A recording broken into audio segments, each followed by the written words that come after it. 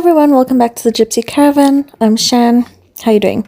I completely forgot to film an introduction for this video, but this is basically my brown smoky eye, and here's the tutorial. Don't forget to subscribe to my channel and follow me on all social media platforms. So let's get into it. Okay, so as you know, I already have my eyes primed and set and they are ready to go. The palette I'm using today is the original Jaclyn Hill palette from Morphe. The first eyeshadow I'm going in with is the shade Butter, and I'm taking that on a 224 synthetic brush by MAC, and I am using this as my transition shade for today. So as you know, that just goes into your crease area and you can buff that in from inner corner to outer corner, and you can actually take this as high up as you want. You can take it past the brow if you want to. We are creating a smoky eye, so as much surface area is needed to be covered. That is totally up to you. The next shade I'm going in with is Roxanne, which is this warm reddish brick color, and I'm using a 217 to buff that into my outer corner. Now you can also again take this up into the crease, buff it in back and forth, or you can keep it strictly to the outer corner area. It is also again up to you. I've kept this in my outer corner because I like my smoky eyes to be more intense on the outer corner than I do overall on the eye space. And then I'm going back in with that 224 brush just to buff everything out and keep it very smooth and very blended and seamless. Of course, we can't have an unblended smoky eye. That is just not how this works. The next color I'm going in with is Ms. Buns. It is again a warm undertone shade, but it's a brown. And I'm using this to buff into my outer corner on the lid space mainly, and then I will take it up a tiny bit into that crease area. But I am concentrating this on the outer corner of the lid, just so I can use this color specifically as a transition shade for the rest of the eyeshadows that will be going onto my lid soon. And then once I've blended it out with that small blending brush, I'm going to go back in with a big blending brush. The key technique here for a smoky eye is to make sure that everything is super blended in and very, very seamless. Now for a darker brown shade, I am going in with Mocha, and again on the 227 brush, I am just intensifying the outer corner of this eyelid space. You can of course make this as pigmented or as intense as you wish. The good thing about a smoky eye is that it is very customary, and there's a lot of space to play around and get creative with how dark, how light, how blended, and the shape you want of a smoky eye. There really are no specific rules except for other than blended out really, really well. The pigment that I'm using on my lid today is Tan Pigment by MAC, and I'm using a JH40 brush to pack this on. You can either just apply it without any like setting sprays or additives, or you can spray your brush weight with a bit of water, eye drops, or an additive just to make it look a little bit more metallic.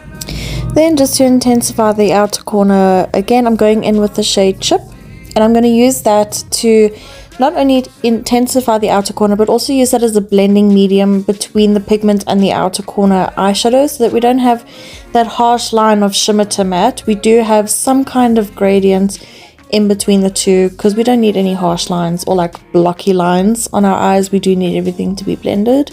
Like, the key word for this video is just blend, blend, blend. So now for eyeliner, I'm going in with a brown pencil. This is the Brown Velvet Eyeliner by Isabella Garcia. And I'm going to use this to tightline my lashes, but also create a slight wing that I will be blending out into the eyeshadows soon, or just now in the video. I didn't want to go in with a liquid liner per se, because I do want to just change up the videos a little and not always go in with a liquid liner. Sometimes the best part about a smoky eye is that you can use all the smudgy products that you have, which includes an eyeliner pencil. And then just taking a JH40 small blending brush, I'm going to use that just to soften the pencil slightly and blend the outer corner up into the other eyeshadows that we have in the outer corner, and just make this look really, really smoky and soft and just more on the sultry side.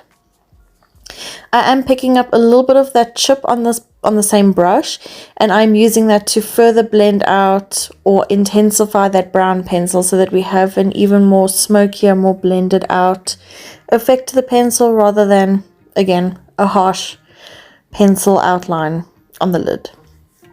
For foundation today, I'm going in with Face and Body in the shade C1 by MAC, and I am buffing that in with a 130 brush.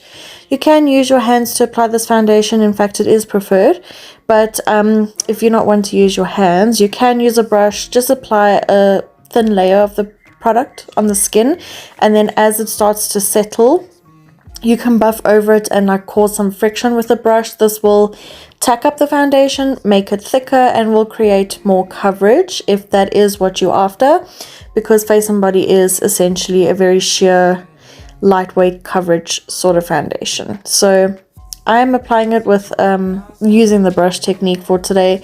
I didn't want too much of a full coverage look, but I did want something lightweight, just because my skin was going through it. At this point, it was just going through it. Then to conceal and highlight underneath my eyes, I'm going in with my Maybelline concealer. I'm in the shade Fair 03, and I'm just using the applicator to apply the concealer underneath my eyes. I'm going down pretty low today because I did need a little bit of extra brightening underneath the eyes, and I'm just going to blend that out with a 270 brush, concealer brush by MAC. And I'm just going to obviously blend this out and push this in underneath the skin and just blend out the concealer. Typically I do prefer using a sponge, but out of laziness I picked up this brush the other day, and as usual, if you don't use something for a while and then go back to it, you kind of like re-fall in love with something, and that's pretty much what happened. And then to just set and hotspot certain areas, I went in with my Studio Fix powder foundation and a JH30 brush, and I'm literally just setting the areas where I've put the concealer and just dulling down some of the shine that does occur in my face naturally, which is kind of like my nose and my forehead. I'm then going to set everything in place with my Catrice Ultra Last Setting Spray, just to set everything in place.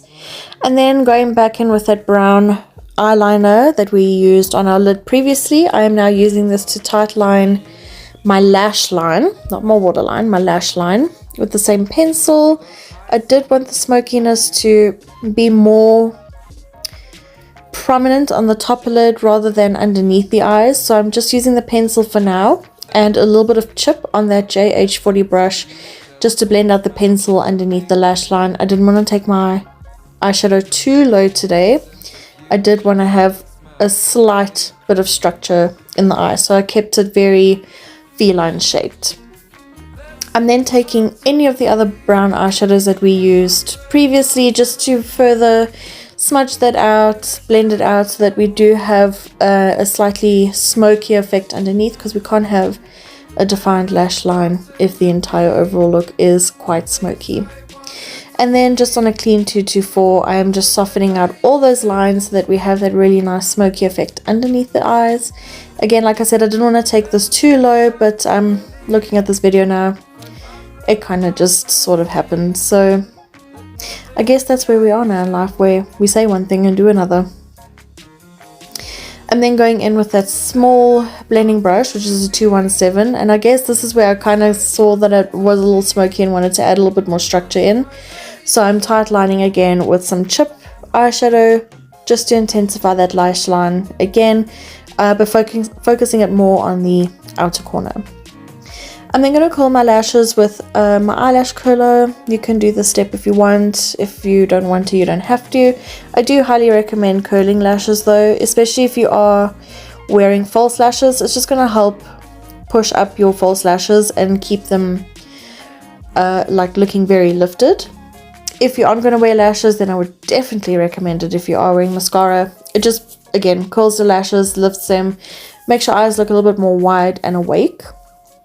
The mascara I'm using today is good old Fenty, the full frontal mascara in the shade black, and I'm just combing this through and wiggling it through in the roots as well, just to create some kind of volume in my lashes.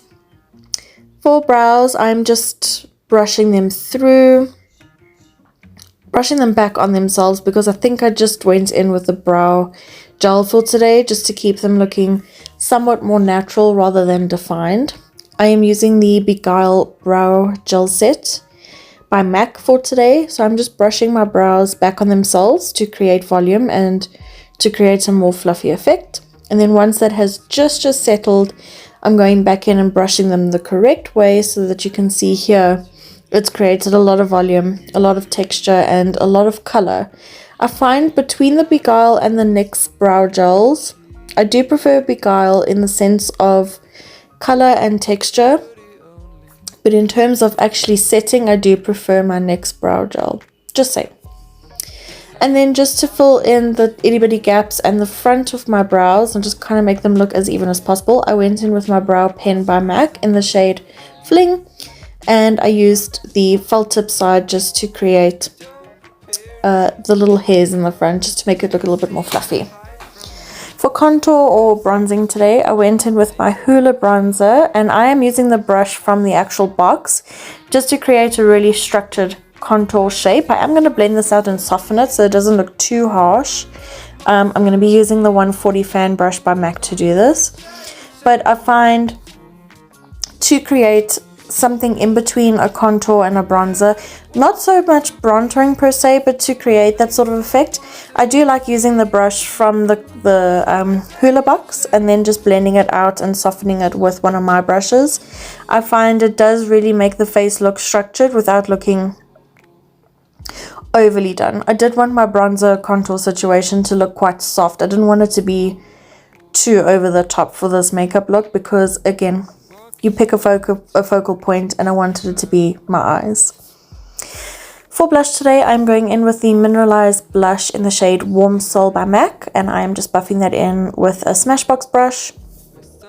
I really like this blush. I actually wore it on my wedding day because it gives that really nice warm glowy effect without looking like too over the top. It's actually one of the nicer blushes that I do own, to be very honest. It gives a little bit of everything. Then for highlighter, I went in with my Hyper Real Glow palette, by MAC, and I am mixing the gold and pink rose gold shade together, and I use that as an overall glow with the big brush, and now I am just precisely highlighting in certain areas with the Real Techniques 402 brush. I'm also using the smaller brushes to highlight my brow bone and my inner corner as well, because we can't forget those areas. For lipstick today, I decided to go in with something bright and different, so I'm using the As If I Care shade of lipstick in the Love Me lipstick range by MAC. Just to bring back a pop of color into the face. You can do this if you want to. Typically, if I were to do a smoky eye, I would prefer a nude lip, but I just felt like being a little bit more playful and added a bright rosy pink lip to the mix. This is the completed look. Thank you so much for watching. I hope you enjoyed today's tutorial.